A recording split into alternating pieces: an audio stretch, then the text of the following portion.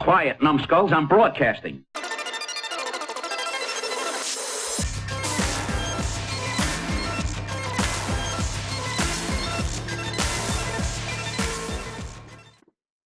Hey everybody, welcome to another edition of Champions Perspective. I'm your host, Smitty, with Tim. Tim, how you doing, brother? Living the dream, bud. Always great to see you. How you doing? I'm doing good. Coming off of a Monday night win over Mac, which felt pretty dead gone good. Yeah. Last I checked, what is it? What was it? The 79 Dolphins or whatever? They're gonna have to keep that champagne on ice for a little bit. You're riding high on a 4-0 win, so only undefeated team left in the league. So those Dolphins are probably sweating a little bit right now. So we'll see. I appreciate it, buddy. 4 weeks is a pretty good stretch. Winning 3 division games, means a lot. But let me tell you about my favorite winning streaks. Back in 2013, week 14 through 16, it resulted in a championship against yourself. We had a hard-fought match. Yeah. Let me tell you about my second favorite winning streak. It was 2015, week 14 through 16, championship versus Ron. I'm sure he remembers that one well. I put the ass whooping, little Dak Prescott down his fucking throat. And my probably my most lately favorite winning streak is 2016, week 14 through 16, championship versus Nick. Yeah. And these are the streaks that matter. Getting your championship, because you got to win through all those. Those are the ones that matter. You're in season, you win them. Those are the ones that matter. Looks great on paper and all that, but I'm not gonna lie, feels good being the only undefeated left right now. It must feel good. We'll give you a little golf clap for that ego of yours. But I hate to knock you off that pedestal this week. I'm picking against you this week, so no big deal. Oh, who's you got a little David versus Goliath here? What do we got? Yep. What's your preview there? You and I are squaring up, so you're going to be going down. So that's how it goes. I look forward to the matchup.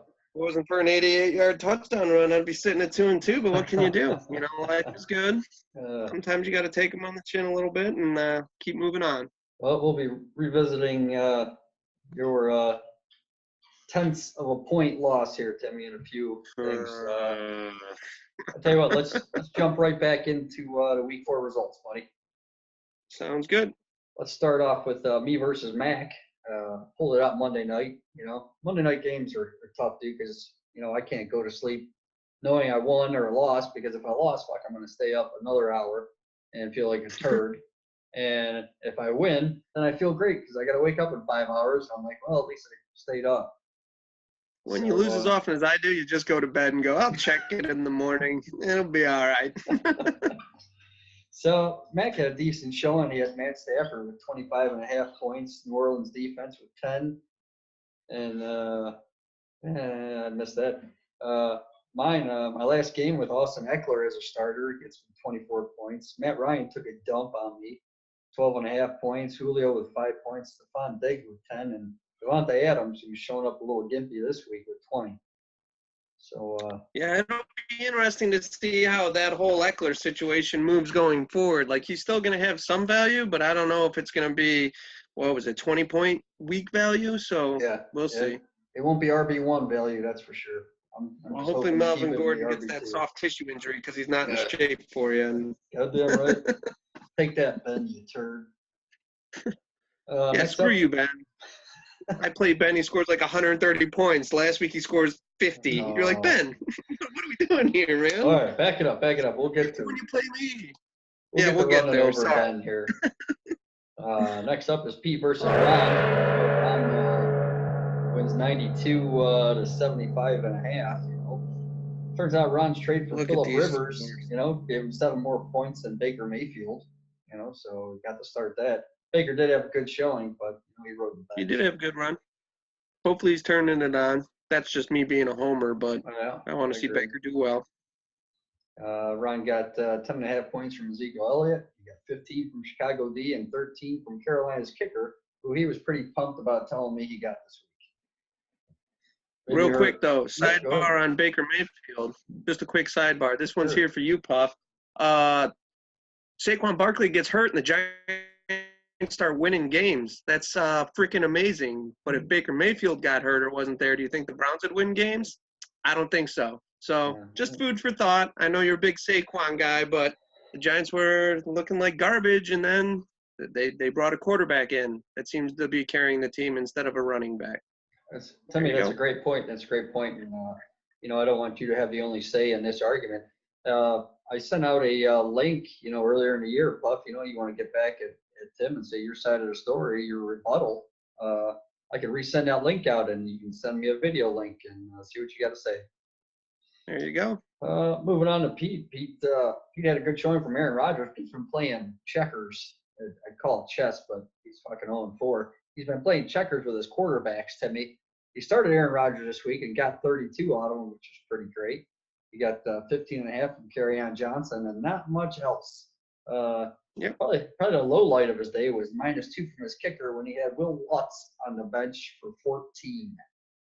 Oof, that's a tough one to swallow. Yeah, it is. You could almost do the points there, and he almost would have won that if he had his kicker in.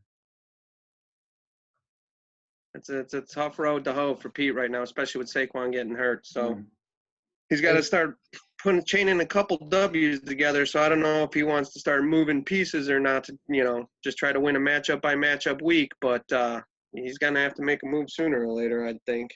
Hey, Pete, news is Saquon Barkley's pumping that old platelet-rich plasma, and he's ready to come back in week 6. We're all crossing our fingers. That is fucking like there you go. Moving on next, we got Davis versus Puff. Puff gets his first win of the week or of the year. Woo, Puffer! 109.5 to Sorry, 77. Davis. Well, Davis came back down to earth this week, considering last week he blew Cole out by like 40 or something. I don't remember. But looking at Puffer's team, Goff finally shows up with 26.5 points. Gurley shows up with 19. Dalvin Cook shows up with 13. And Leonard Fournette puts up 225 yards, 0 touchdowns, pulls out 28.5 points. And his Chargers defense shows 10. So that Leonard Fournette gig, 225 yards, no touchdown. The most yards in a game without a touchdown since like the 1964 Browns. It wasn't the Browns, but it was in that year. But that's why Puffer drafted the way he did. Like when you look at that stable of backs, you're like, you kind of expect that. It's just they've all kind of been underperforming a little bit. So when they're all firing on cylinders, it's going to be tough. So it's a really close blueprint to his team last year. He went running back heavy, and he was a little light on wide receivers. And we'll have to see how it works out for him this year. Yeah, for sure. Looking at Davis's team, his big pickup of the week, was Wayne Gallman. Picked up 21.8 points. Russell Wilson only put up 12.3 after putting up almost 50 last week. And Miles Sanders puts up 13, and he got 0 points from his defense. Special teams does mean something in our league. It does. You're looking for almost 10 points a week from your kicker. You're hoping for +5 from your defense. So getting 0 from your defense important. Does not help. We wish you the best, Adam. Next up, Ben versus Scully. Scully pulls out this barn burner, 93.5 to 58.6. Ben, holy shit! You must have. Ben had a hangover still hanging around from his bachelor party, I guess, 2 weeks later. Scully starts Tom Brady, only gets 3.7 points. Winston was sitting on his bench with almost 40. That'll make him flip-flop, I think, for when he's going to start some guys really screw up his decision-making. Yeah, it's going to make it tough. Sure. It's like, what is it? If you got 2 quarterbacks, you don't have one. Ask Cole about that. I think he's got a tattoo or a tramp stamp spot. There you go. Christian McCaffrey puts up 23.5, 18.7 from Jarvis Landry, and a last-minute pickup of Jimmy Graham gets him 12. That was a good pick. Ben starts with Sean Watson, gets 5.5 points. Mike Evans was a lone bright spot with almost 21 points. His kicker gets 13. Melvin Gordon, maybe a bit too early of a start, gets him 0. Whoa. Yep. I mean, that happens, Ben. You know, we all wish Melvin Gordon would have got you some points. Not Exon effects over here. All right, next up, Timmy, we got Nick versus yourself. Nick Yeah. pulls it out 126.9 to 126.2, a difference of 0.7, 7/10 of point. There. 7 yards. A 7-yard difference. If Nick Chubb runs for an 80-yard touchdown run instead of an 88-yard touchdown run, Timmy gets the W. Yep. Yep. But that's the way the cookie crumbles. I mean, Mahomes coming back down to earth a bit. You know, he puts up 20 points. Nick Chubb, like you mentioned, 41 points for Nick Chubb. Chris Carson shows up with 16. I'm surprised seeing him having that much with the fumbles he's been given. Galladay with 18. Galladay, I'm surprised Nick didn't sit Galladay after last week. That one hurt. The Galladay one hurt. The lines have been up and down, so you're like, which Lions offense are we gonna get? And we got the one that donkey punched me. Austin Hooper, he's been sticking with him. He pulled 15 out, and -3 from Green Bay's defense, who's been hot as of late. And not to mention, Tim, the game could have really been out of hand. Godwin was on the bench really for 30. 30 points on there. That's tough. Coming over to your side of the ball, dude, Lamar Jackson. You know, he's still on a tear, man. May have had a garbage time. He did get a long garbage time touchdown. He starts off with 29.5. James Conner, you know, Monday night game. I'm sure you were watching, or maybe you were. Were you watching that game, Timmy? No, I tend not to watch that stuff. I don't need to get my pressures up. I don't need to get my pressure up. My arm starts tingling. None of that's any good for me. So I just put it down and go to bed. Well, James Conner had 18.5. Aaron Jones had 11.5. Robert Woods had 18. 14, almost 15 points for McCoy, and 15 points for Seattle defense. I mean, you were really set to win that game. I'll tell you what, it was looking good. A lot of your guys performed. It's a tough game. Yeah, it's a tough loss. I'm glad Nick, left Godwin on the bench to give me something to root for. But what can you do, man? It just squeaked away. I think, like you mentioned, number 1 and number 2 of scoring for this week, correct? Yeah, nothing worse than being the second highest point getter and losing to the first highest point getter.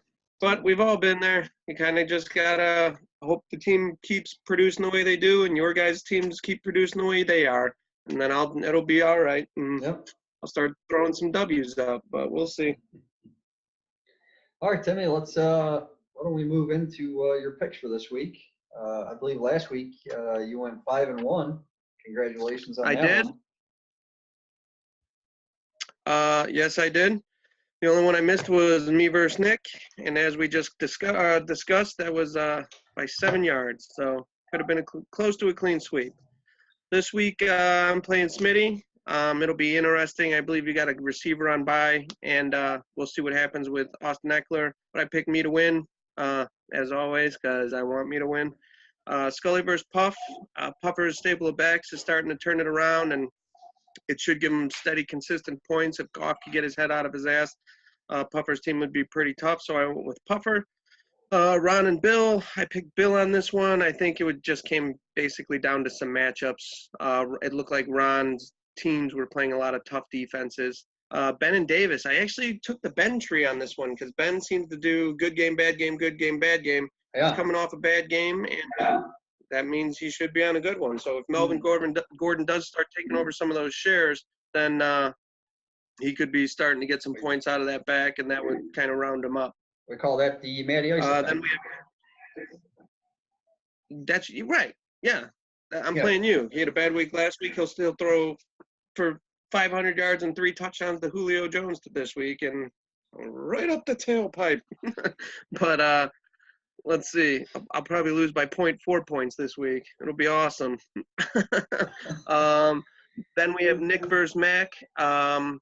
Depending on the quarterback Mac picks, I'm going to pick Mac, but I didn't get a chance to look at the waiver wire to see who was out there. But I think Mac's team had some pretty lenient matchups. for some of his starters. So it's really going to swing on whatever quarterback he picks up. So that one's going to be tough to play because I don't know who his starting quarterback is going to be. Yep. But if he gets decent play out of his quarterback, I pick Mac. And then Pete versus Cole.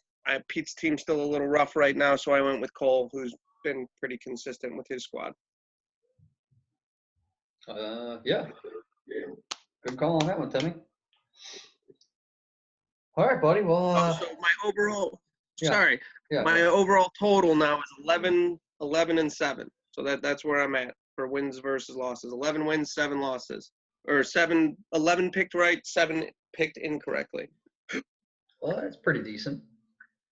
It's not terrible. That's pretty decent. It's, as long as you keep picking against Pete every week, I think, you'll at least have one win, right? That's rough. I mean, Well, maybe if Pete could put one more Browns guy on his team, he'd probably be all right, which, he'd probably trade for I think Baker. he's got kickers on his bench right now, too, so that's always a strong play. Nothing like benching a kicker. But you did say, like we just talked about, special teams are really important in this league. You got to, if you have a solid one who's on a bye or whatever, sometimes you just got to take that lump for that week and keep them on your bench. Yeah, but if you're Pete and both of them aren't on bye, and one of them puts up 14, one of them puts up -2. Pete, what am I? You're doing a great job. You're doing a great job. Keep managing the shit out of it, Pete. Keep managing the shit out. All right, guys, that's going to complete another episode of Champions Perspective. We thank you for your time. We enjoy your feedback. We wish we'd get more. Go ahead, Timmy. Yeah, one last thing on that. If you guys do want to join, come have a chat with us, feel free to reach out to Smitty or myself, and we'd be more than happy to have anybody on, give their picks, give their thoughts on the week to come, the week that happened, or just BS a little bit, whatever you guys want to do. We'd be more than happy to have you on. Just let us know. It's usually a Tuesday or Wednesday night. And like Smitty was saying, if you want to get your video clip in, just take a video, put it in that, what is it, Dropbox or OneDrive? I forget what it was. Yeah, OneDrive link. I'll send it in a link with this video again. And then we'll add the videos to the show. Well, Smitty does all the editing, so Smitty will add them to the show. But yeah, sorry for cutting off your closing there, Smitty. No, I just wanted to plug all that stuff. Hey, for all you wives out there that watch with your husbands, because you get a kick out of me and Timmy talking smack about the rest of the league, It's not a kick out of. They just like looking at us. Maybe your husband's having a tough time watching a game. Maybe he's getting ready to have a heartbreaking loss. What would be great is you get those sad times right on video and you send it right to me. We'll put that shit on and we'll laugh at these guys all day. That would be great. True story. Randy gave me that idea, so if anybody else wants to follow suit, that would be great. Maybe she'll send the first one in. Oh, start the trend. All right, guys. We'll see you later, Tim. Thanks for your time as always, buddy. See you, Smitty. See you, everybody. Have a great week.